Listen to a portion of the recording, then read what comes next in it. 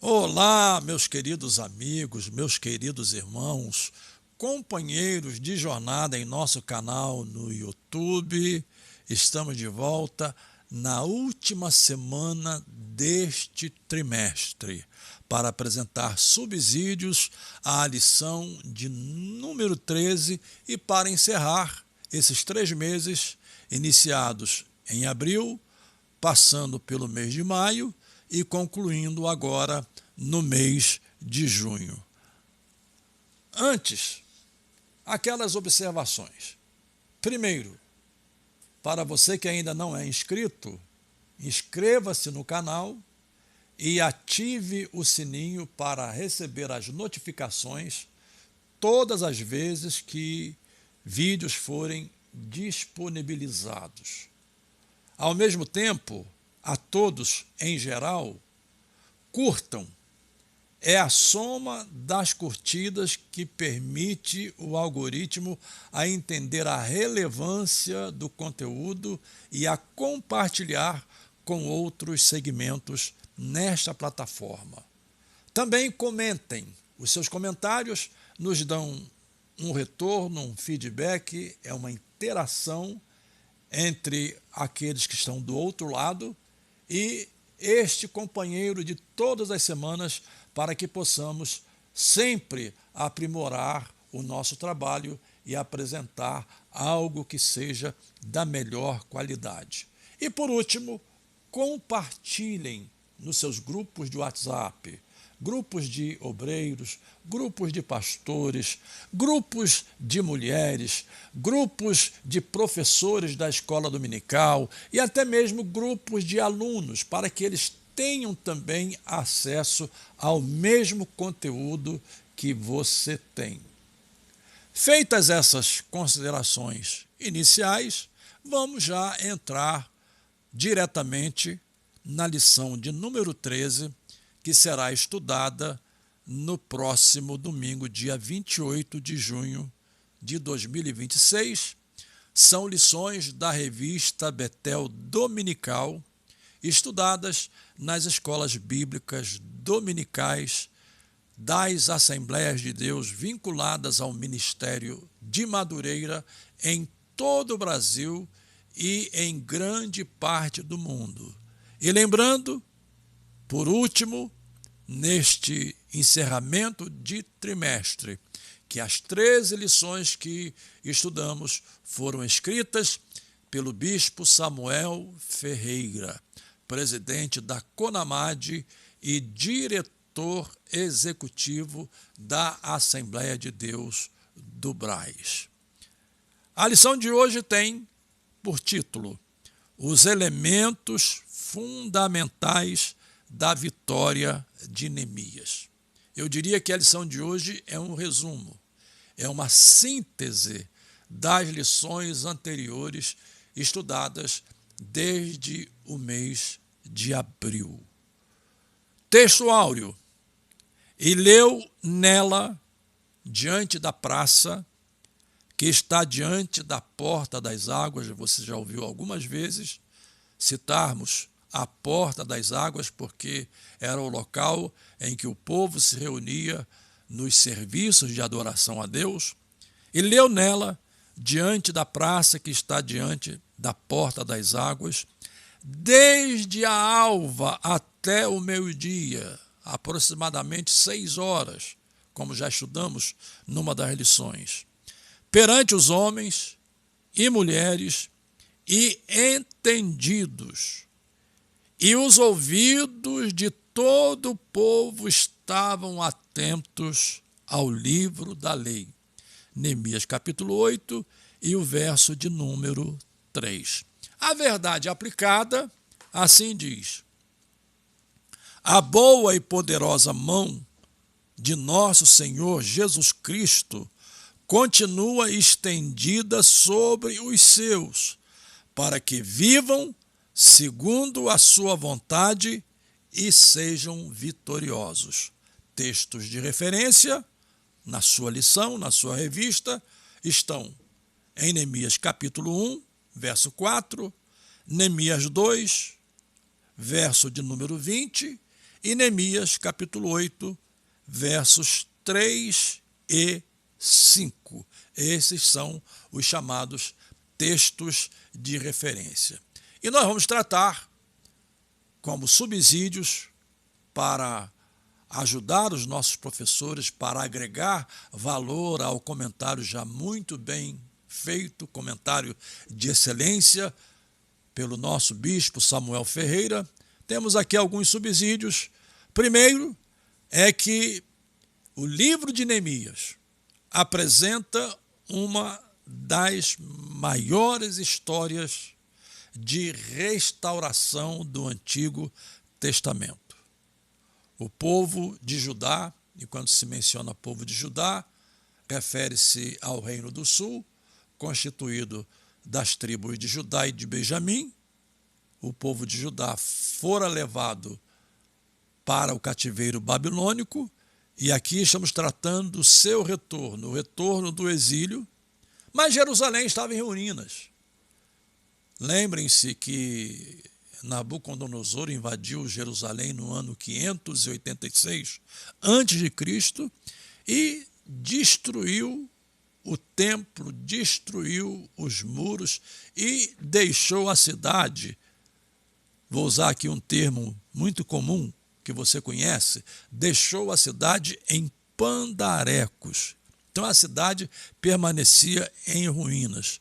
Os muros estavam destruídos, isso representava vulnerabilidade, isso representava vergonha, isso representava perda de identidade espiritual. Então, a vitória de Neemias não foi apenas a reconstrução de uma estrutura física, foi uma restauração espiritual e comunitária. Não adianta termos boas estruturas se nós, como povo, não temos estrutura espiritual e não temos uma estrutura comunitária, ou seja, de comunhão uns com os outros. Quando lemos esses capítulos, que são citados aí como leituras de referência, capítulos 1, 2 e 8, encontramos registrados alguns princípios que conduzem esse processo. Primeiro, a vitória começa com um coração quebrantado diante de Deus. Arrogância, soberba, prepotência não funcionam em nossa relação com Deus, em nossa dependência de Deus, mas Deus se agrada de um coração quebrantado. Deus se agrada de um coração contrito. Portanto, a vitória começa com um coração quebrantado diante de Deus. Temos isso em Neemias capítulo 1, do versos 1 a 11. Quando Neemias soube das circunstâncias trágicas da cidade de Jerusalém, o texto bíblico diz: tendo eu ouvido estas palavras, assentei-me e chorei. Neemias capítulo 1 e o verso 4. Antes de Neemias começar a levantar os muros, ele, antes de tudo, repito, levantou uma oração a Deus. E quais são os elementos presentes na oração de Neemias? Primeiro, sensibilidade diante da realidade. Quando falamos de sensibilidade, temos de pensar também em nossa condição de líderes. E em lições como essa, estamos falando para todos indistintamente, mas como estamos tomando a figura de Neemias como um padrão, como um modelo, estamos tratando de liderança. Então temos de pensar como líderes, e uma das qualidades de um bom líder é a sensibilidade diante da realidade. Você não pode ignorar o quadro que está à sua volta. Você não pode não sentir-se afetado quando você chega numa região e você vê pobreza, você vê as pessoas entregues ao vício, à bebida, à pornografia, às drogas, ao crack, a essas desgraças todas que destroem os nossos jovens, que destroem as nossas famílias. Líderes verdadeiros são sensíveis a essa realidade. E Neemias teve essa sensibilidade. Ele não ignorou a situação de Jerusalém e a dor do seu povo.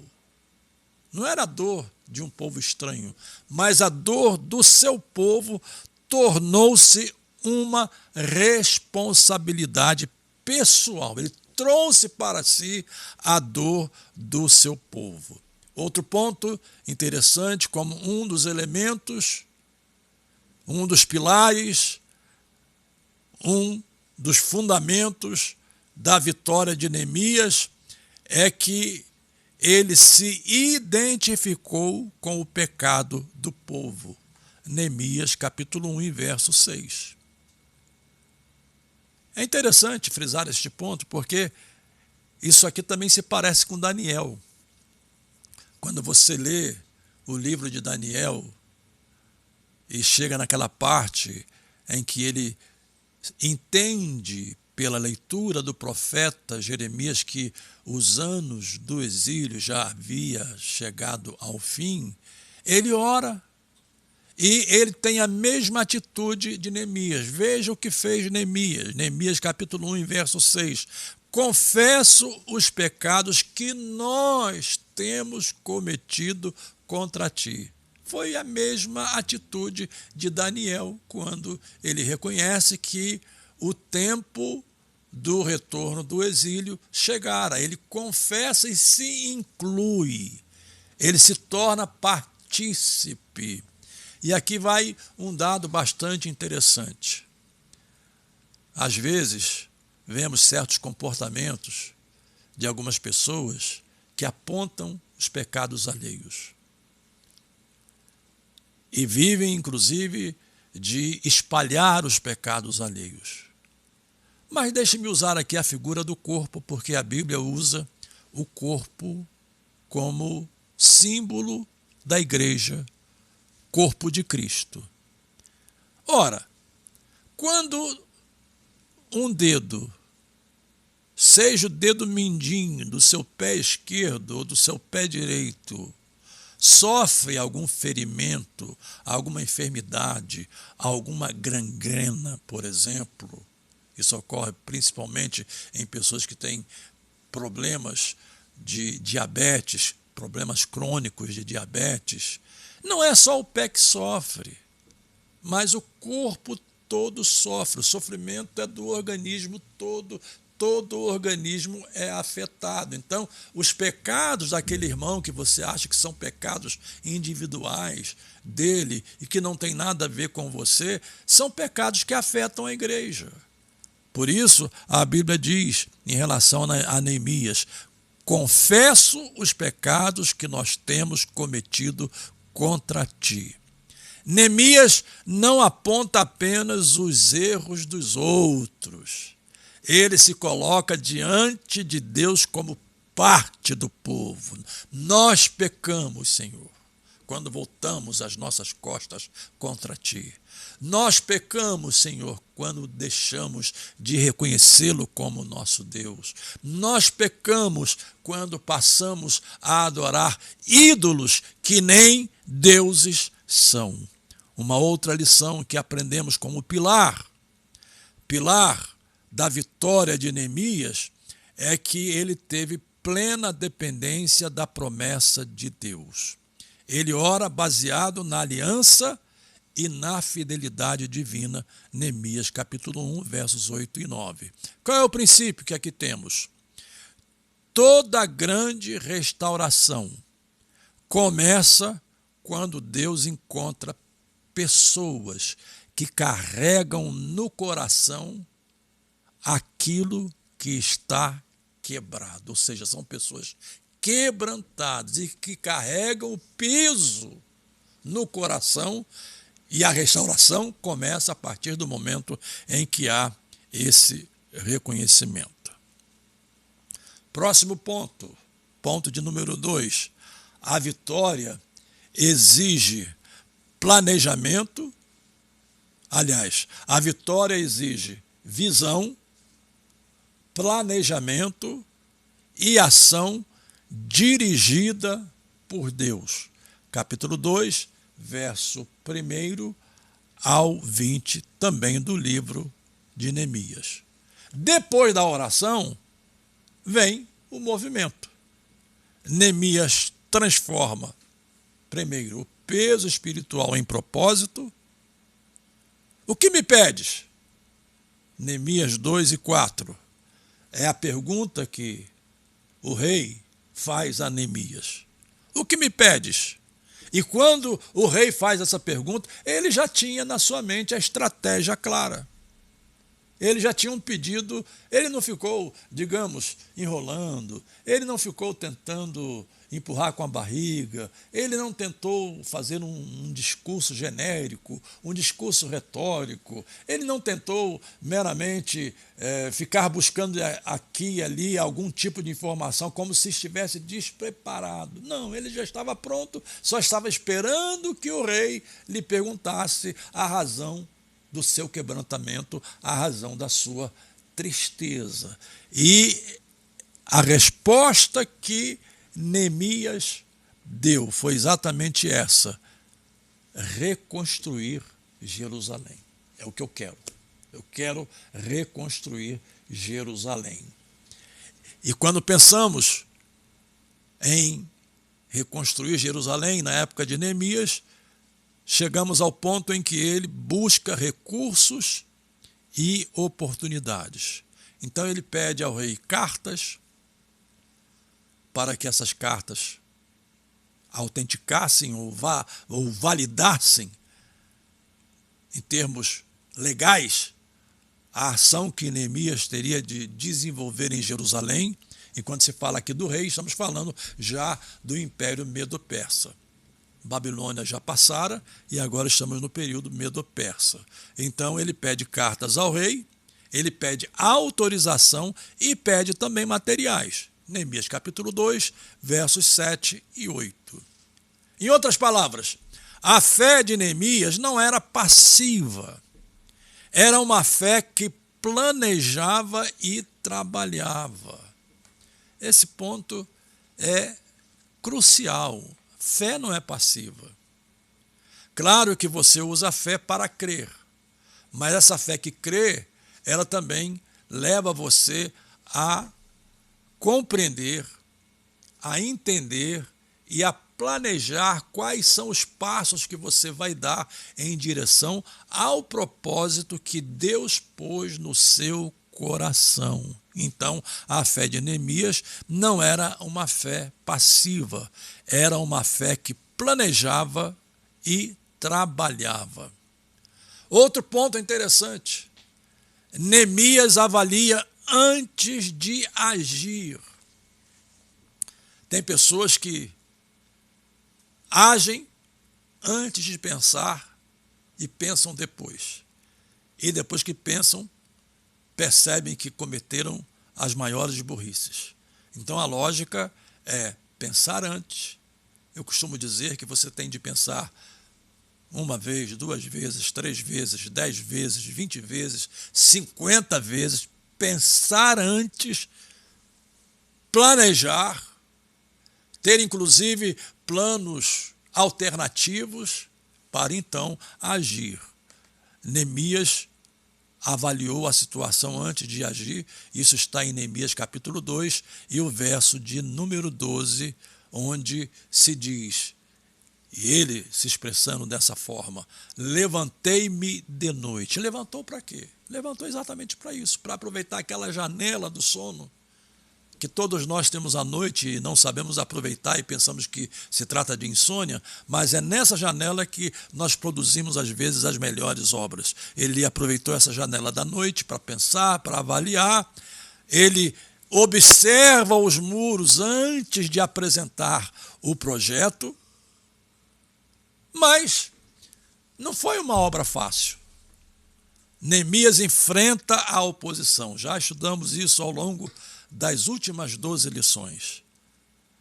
Oposição de Sanbalate e Tobias. Inclusive, na última, até uma conivência, depois do período da restauração, entre o sacerdote e Tobias e Sanbalate, e eles eram a força da resistência ao propósito de Deus. Neemias poderia desistir, mas o que fez Neemias? Ele disse ao povo, Neemias 2, verso 20, o Deus dos céus é quem nos dará um bom êxito. Ele nos fará prosperar, na versão Almeida e corrigida. O Deus dos céus nos fará prosperar. Qual é o princípio que temos aqui aduzido? Quem recebe uma missão de Deus precisa de visão, estratégia e coragem para enfrentar a oposição. E aí vamos para o ponto de número 3. A vitória só se completa quando há restauração da palavra. Encontramos isso em Neemias capítulo 8, do versos 1 ao 12. Os muros foram reconstruídos, mas o povo precisava ser reconstruído por dentro. E reconstruir por dentro exigia a centralidade da palavra. Esdras, o sacerdote, trouxe a lei perante a congregação. Neemias capítulo 8, verso 2. A restauração começa quando o povo volta a ouvir a Deus. Outro ponto também interessante. A compreensão da palavra produz transformação. Não basta ler. A palavra precisa ser explicada. Vocês devem lembrar-se de Filipe, que se pôs ao lado do eunuco e percebeu que ele lia o profeta Isaías, e lhe fez a pergunta, entendes o que leis? E ele respondeu, como poderei entender se não há quem me explique?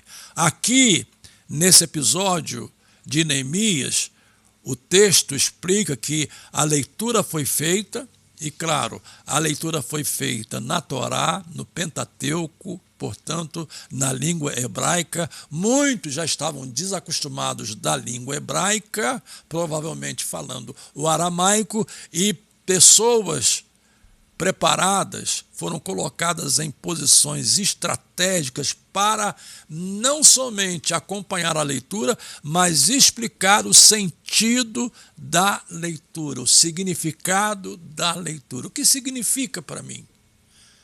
O que essa leitura significa para mim nos dias de hoje? Essa é a grande pergunta que precisamos fazer em relação à palavra de Deus. Então, a palavra de Deus produz arrependimento e alegria. O povo chorou ao ouvir a lei, Neemias 8 e 9, mas depois recebeu uma palavra de esperança, Neemias 8 e 10. A alegria do Senhor é a vossa força, Neemias 8 e 10.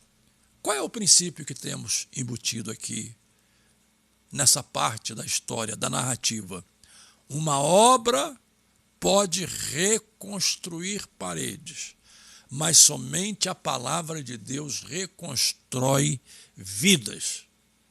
Não adianta você ter uma obra física, uma estrutura bonita, muito bem montada, com uma arquitetura brilhante, moderna, uma arquitetura de fazer inveja a Oscar Niemeyer e a tantos outros arquitetos. Não adianta se ali dentro não tiver um povo que tenha vida. A reconstrução física é necessária, às vezes, porque nós precisamos de um lugar para adorar. Mas antes da reconstrução física, ou simultâneo à reconstrução física, é preciso que haja a reconstrução interna, e essa reconstrução só é feita mediante o poder da palavra de Deus. Com isso, estamos chegando à conclusão. E nessa conclusão, eu vou estar apresentando aqui os 3 pilares da vitória de Neemias. Capítulo 1, coração quebrantado. Antes de reconstruir Jerusalém, Neemias buscou a Deus. Capítulo 2, temos visão e ação. Ele transformou oração em projeto e fé em trabalho. E no capítulo 8, palavra e renovação. A maior vitória não foi o muro levantado, mas um povo restaurado. A aplicação final. A verdadeira vitória espiritual acontece quando há oração que gera dependência, visão que gera movimento e palavra que gera transformação. Encerro com uma frase: muros podem proteger uma cidade, mas somente Deus pode restaurar um povo. Se Deus quiser, na próxima semana estaremos de volta, agora com uma nova revista para o próximo trimestre, iniciando-se no mês de julho e seguindo-se até o mês de setembro. Julho, agosto, setembro, com uma nova revista Betel Dominical, estudada nas escolas bíblicas dominicais das Assembleias de Deus, vinculadas ao Ministério de Madureira em todo o Brasil e em grande parte do mundo. Um prazer ter a todos conosco nessa jornada, desde o início de abril até o final de junho, e eu espero contar também com a participação de todos no próximo trimestre. Até lá, se Deus quiser.